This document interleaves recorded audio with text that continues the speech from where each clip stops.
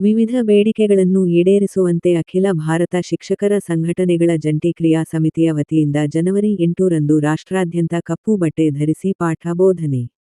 ಕುಕನೂರು ತಾಲೂಕಿನ ನಿಟ್ಟಾಲಿಯ ಸರಕಾರಿ ಹಿರಿಯ ಪ್ರಾಥಮಿಕ ಶಾಲೆಯಲ್ಲಿ ಕರ್ನಾಟಕ ರಾಜ್ಯ ಪ್ರಾಥಮಿಕ ಶಾಲಾ ಶಿಕ್ಷಕರ ಸಂಘದ ತಾಲೂಕಾ ಘಟಕದ ಅಧ್ಯಕ್ಷರಾದ ಮಾರುತೇಶ ತಳವಾರ ಮಾತನಾಡಿ, ರಾಜ್ಯ ಸರ್ಕಾರ ಜಾರಿಗೆ ತಂದಿರುವ ಸೇವಾ ನಿರತ ಪ್ರಾಥಮಿಕ ಶಾಲಾ ಶಿಕ್ಷಕರಿಗೆ ಟಿಟಿ ಕಡ್ಡಾಯ ವಿರೋಧಿಸಿ ಹಾಗೂ ವಿವಿಧ ಬೇಡಿಕೆಗಳನ್ನು ಜಾರಿಗೊಳಿಸುವಂತೆ ಒತ್ತಾಯಿಸಿ ಅಖಿಲ ಭಾರತ ಶಿಕ್ಷಕರ ಸಂಘಟನೆಗಳ ಜಂಟಿ ಕ್ರಿಯಾ ಸಮಿತಿಯ ವತಿಯಿಂದ ಜನವರಿ 8 ರಂದು ರಾಷ್ಟ್ರಾದ್ಯಂತ ಕಪ್ಪು ಬಟ್ಟೆ ಧರಿಸಿ ಪಾಠ ಬೋಧನೆ ಮಾಡಲಾಗುವುದು ಎಂದು ಹೇಳಿದರು.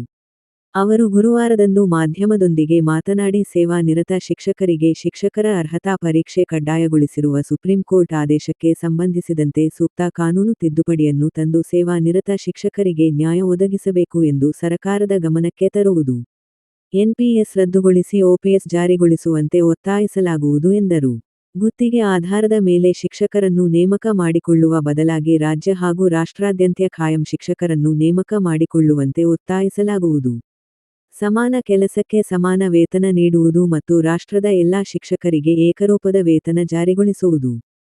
ಕೇಂದ್ರ ಮಾದರಿಯಲ್ಲಿಯೇ ರಾಷ್ಟ್ರದ ಎಲ್ಲಾ ರಾಜ್ಯಗಳ ಶಿಕ್ಷಕರಿಗೆ ವೇತನ ಜಾರಿಗೊಳಿಸುವಂತೆ ಒತ್ತಾಯಿಸಿ ತಾಲೂಕಿನಾದ್ಯಂತ ಶಿಕ್ಷಕರಿಂದ ಕಪ್ಪುಬಟ್ಟೆ ಧರಿಸಿ ಪಾಠ ಬೋಧನೆ ಮಾಡಲಾಗುವುದು ಎಂದು ಹೇಳಿದರು. ಈ ಸಂದರ್ಭದಲ್ಲಿ ಕರ್ನಾಟಕ ರಾಜ್ಯ ಪ್ರಾಥಮಿಕ ಶಾಲಾ ಶಿಕ್ಷಕರ ಸಂಘದ ತಾಲೂಕಾ ಘಟಕದ ಅಧ್ಯಕ್ಷರಾದ ಮಾರುತೇಶ ತಳವಾರ್, ಪ್ರಧಾನ ಕಾರ್ಯದರ್ಶಿಗಳಾದ ಮಹಾವೀರ ಕಲಬಾವಿ, ಉಪಾಧ್ಯಕ್ಷರಾದ ಉಮೇಶ್ ಕಂಬಳಿ, ಕೋಶ ಅಧ್ಯಕ್ಷರಾದ ಅಬ್ದುಲ್ ಖಾದಿರ್, ಸಹ ಕಾರ್ಯದರ್ಶಿಗಳಾದ ಲಿಂಗರೆಡ್ಡಪ್ಪ ಕರಮುಡಿ, ಪನ್ನಗ ದೇಶಪಾಂಡೆ, ಸಂಘಟನಾ ಕಾರ್ಯದರ್ಶಿಗಳು ಶಿವಕುಮಾರ್ ಮುತ್ತಾಳ, ಶಾಂತಾದೇವಿ ಹಿರೇಮಠ ಹಾಗೂ ಶಾಲಾ ಶಿಕ್ಷಕರು ಇದ್ದರು. ವರದಿ ಚೆನ್ನಯ್ಯ ಹಿರೇಮಠ, ಕುಕನೂರು.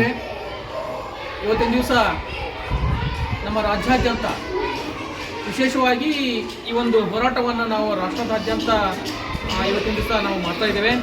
ಯಾತಕ್ಕಾಗಿ ಅಂತಂದರೆ, ಸೇವಾನಿರತ ಪ್ರಾಥಮಿಕ ಶಾಲಾ ಶಿಕ್ಷಕರಿಗೆ ಮಾನ್ಯ ಗೌರವಾನ್ವಿತ ಸುಪ್ರೀಂ ಕೋರ್ಟ್ನವರು ಟಿಟಿಯನ್ನು ಕಡ್ಡಾಯ ಮಾಡಿರುವ ಕುರಿತಾಗಿ ಇವತ್ತಿನ ದಿವಸ ನಾವು ಆ ಒಂದು ನಿಯಮವನ್ನು ವಿರೋಧಿಸಿ ರಾಜ್ಯಾದ್ಯಂತ ನಾವು ಶಾಲೆಗಳಲ್ಲಿ ಕೈಗಳಿಗೆ ಕಪ್ಪು ಪಟ್ಟಿಯನ್ನು ಧರಿಸಿಕೊಂಡು ನಾವು ಇವತ್ತಿನ ದಿವಸ ಪಾಠ ಬೋಧನೆಯನ್ನು ಮಾಡ್ತಾ ಇದ್ದೀವಿ.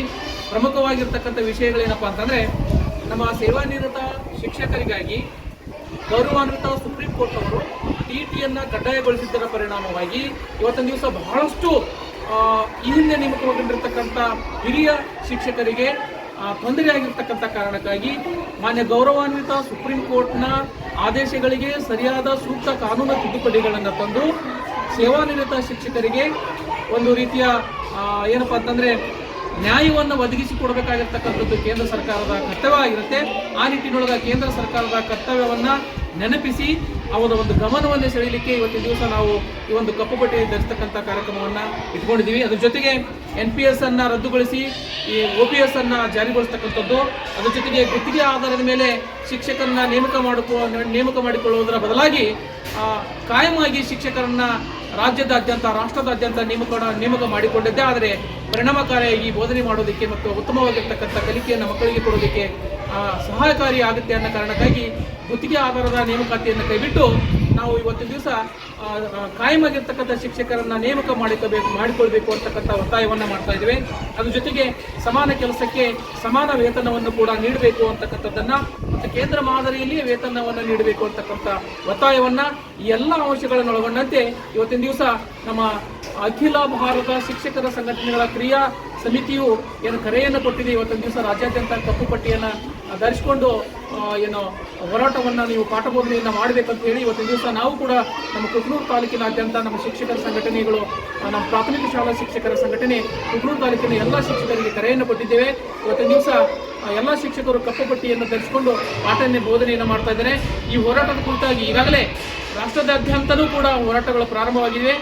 ಅಖಿಲ ಭಾರತ ಶಿಕ್ಷಕರ ಸಂಘಟನೆಯವರು ಇದೇ ಕಳೆದ ವರ್ಷ 2025 ನವೆಂಬರ್ 24ನೇ ತಾರೀಕಿನಂದು ನವದೆಹಲಿ ಒಳಗ ಇಡೀ ರಾಷ್ಟ್ರದಾದ್ಯಂತ ಒಂದು ಹೋರಾಟವನ್ನು ಮಾಡಿ ಕೇಂದ್ರ ಸರ್ಕಾರದ ಮತ್ತು ಗಮನವನ್ನು ಸೆಳೆತಕ್ಕಂಥ ಕೆಲಸವನ್ನು ನಾವು ಈಗಾಗಲೇ ಮಾಡಿದ್ದೇವೆ.